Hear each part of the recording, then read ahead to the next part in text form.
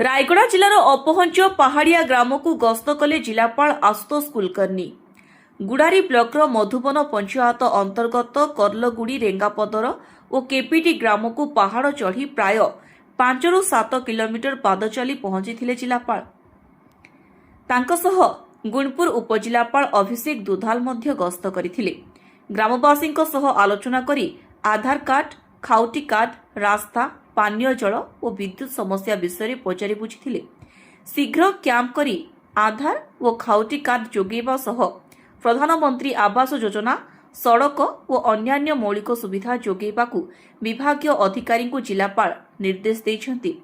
हठात जिला स्तरीय अधिकारी ग्राम को पहुंचबारु ग्रामवासी आश्चर्य सह खुशी प्रकाश करथिले। Bureau report, TV5 Odia.